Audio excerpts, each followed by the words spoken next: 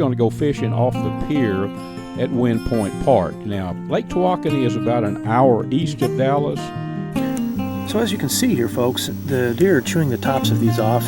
Our oats are probably 3.5–4 inches tall now, and when it comes to a taxidermist, one of the things you want to do is to make certain that you find somebody that really knows what an animal looks like. Welcome to A Sportsman's Life.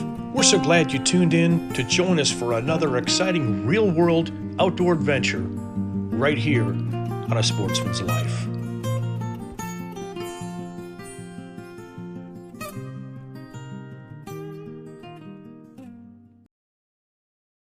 Hi friends, it's your old buddy Luke Clayton, and welcome to this week's A Sportsman's Life. We are out at Lake Tawakoni. This is some of my great friends here. We're going to go fishing off the pier at Wind Point Park. Now, Lake Tawakoni is about an hour east of Dallas, and the point itself is an awesome fishery out on the end of it. People have been catching fish here since Lake Tawakoni was built back in the 60s.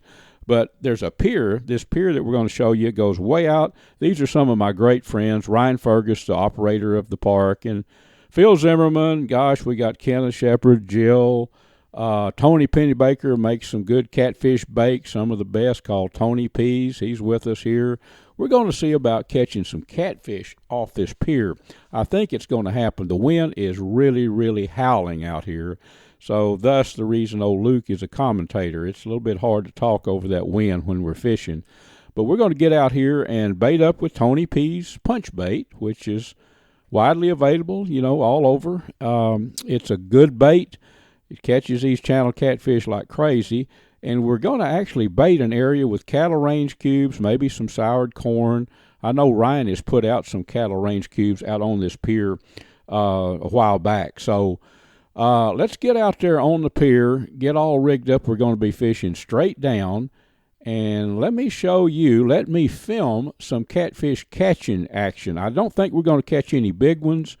Actually, I kind of hope we don't hook any big catfish, because we're geared up for channel catfish that's going to weigh 1 to 2 pounds, and I think that's what we're going to be targeting. So head out there, let's get out on the pier and see what we can catch.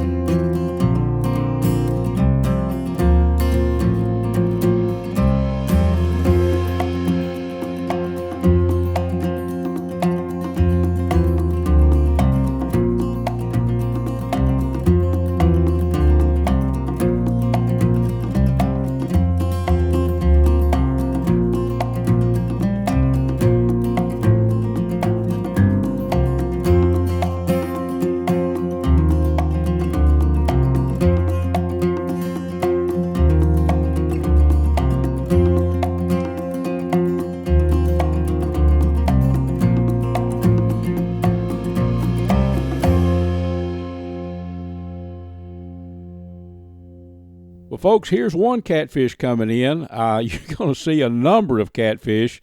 It's all I can do to stay up with these folks filming, because they're coming in one after another.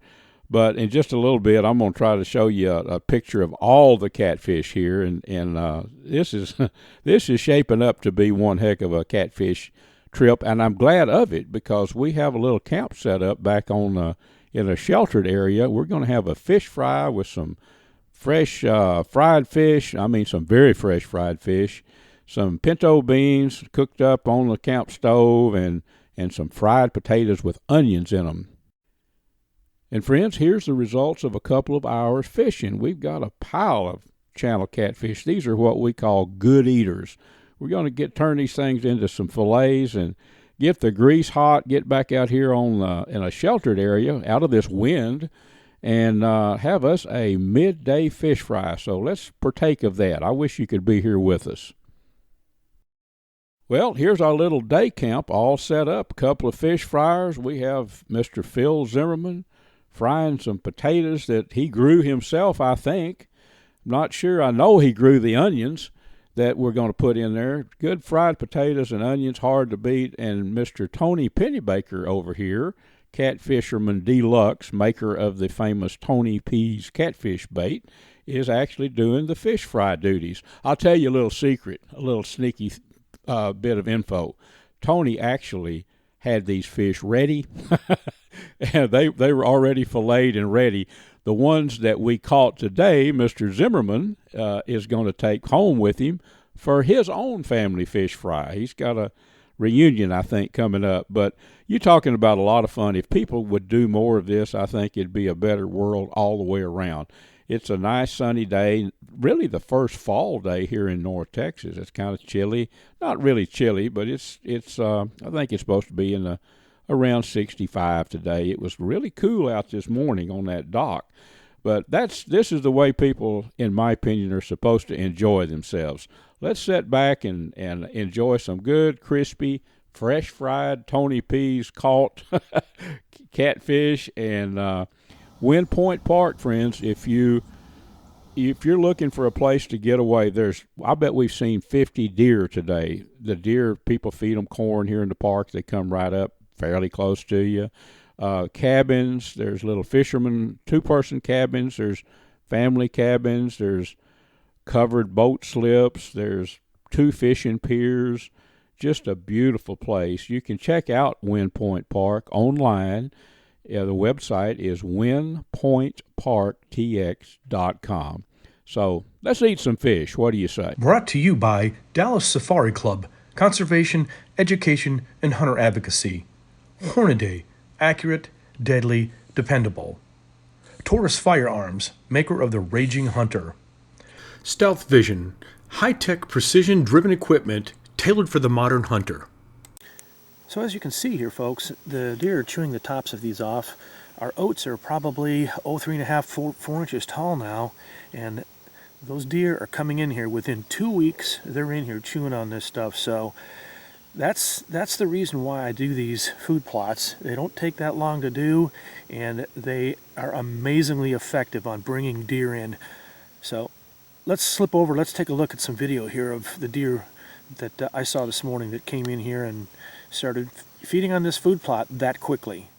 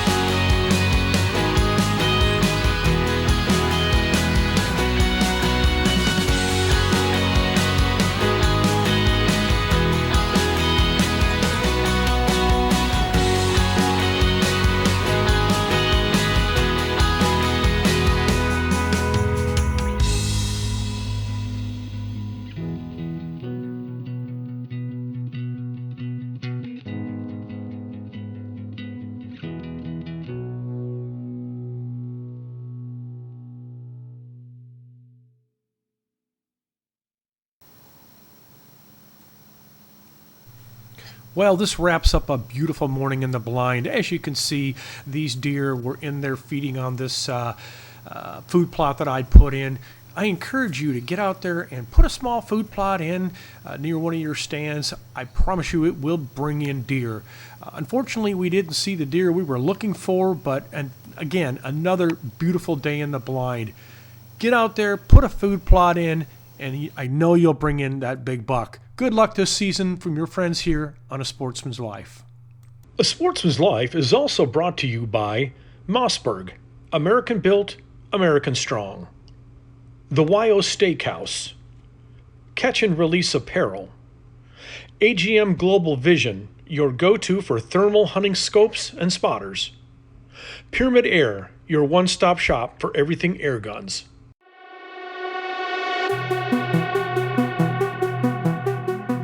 Hello, sports fans. It's Bill, the old man at Striper Express, with your fishing tip this week on Sportsman's Life. We're going to talk about hook extraction. When I guided for years, I had everybody fish off the starboard side, one direction. Whichever side you do it, don't do this, windshield wipers. We got a saying, hook's in the fish, not the fisherman. Take a look and I'll explain what we're going to do here.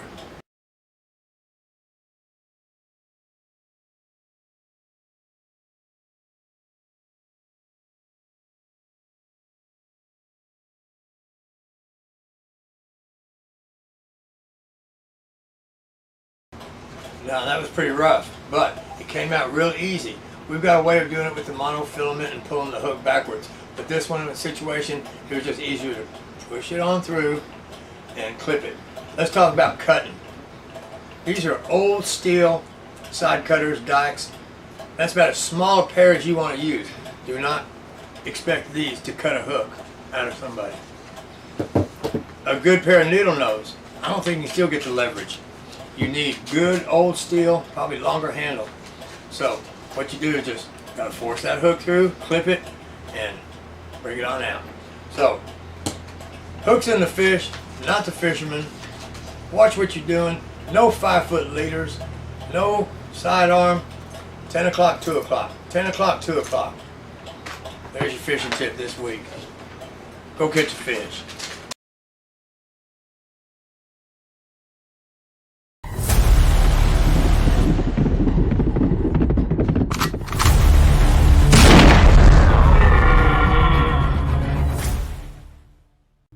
A special thanks to these fine sponsors, Vineyard Max Deer Products, and the Anchor Inn and Marina on beautiful Lake Tawakoni, 1 hour east of Dallas.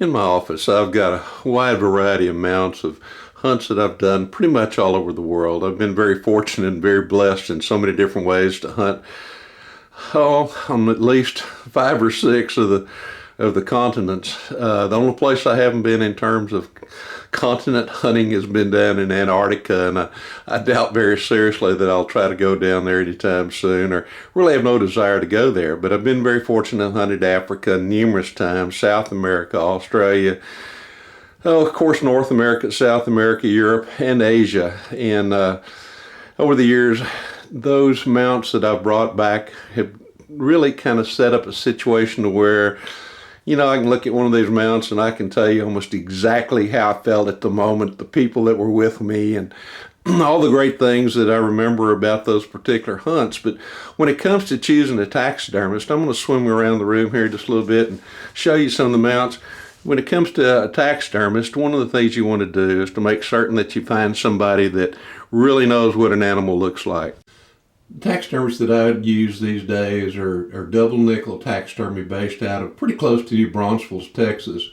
These guys know what deer look like. They know what this particular sheep here on the left is a Mouflon sheep from Austria, a red sheep from over, they originated over in India, in Iran and Iraq and those areas. And then, of course, the pronghorn antelope as well, too, that came from western Texas. This happens to be the best one I've ever shot. It's a 17.5 inch buck. And it may not look that way right now, but if you look how far those hooks hook in at the top. It's really where the length comes in.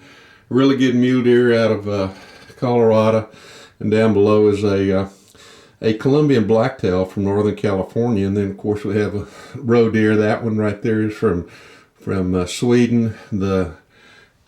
What looks like a caribou is actually a reindeer, is from Norway. And again, another little roe deer. This one happens to be from England, just not very far out of London.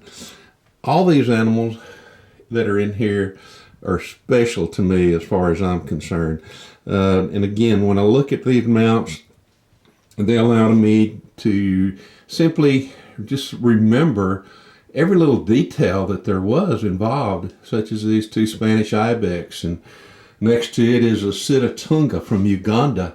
And then there's a variety of other small animals there as well too, from different parts of the world, and of course then going right back to the mule deer, and a painting by Don Keller, a very dear old friend of mine who unfortunately passed away not too long ago, and who was one of the great artists as far as I'm concerned when it comes to white-tailed deer, but also somebody who illustrated my first book, The Fair Flat Philosophy, a book that I did with Fire Press back in '95.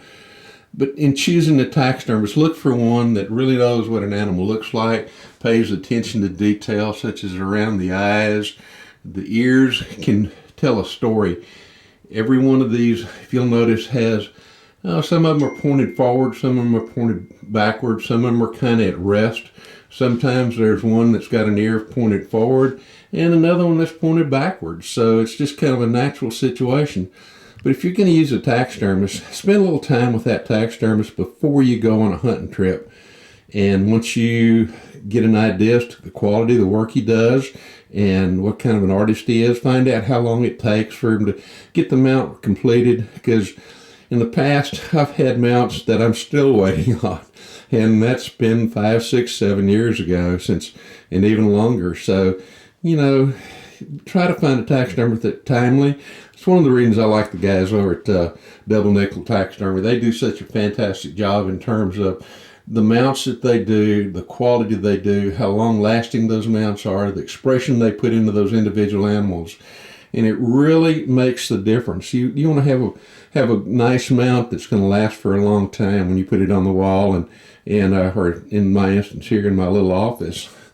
Even fish happens to be a fish I caught in Colorado, cutthroat, years and years ago on a fly rod. But these, even fish, to me, the best kind of fish mounts are the reproductions that they do. They used to skin them out, and then over a period of time, they would kind of start losing their color and losing the skin, and the fins would start going apart. So, to me, I really like the ones that are really kind of just replicas, take very good measurements as far as length and girth and pictures, and with their painting, they can reproduce those colors almost exactly as to what that fish looked like whenever it was taken out of the water.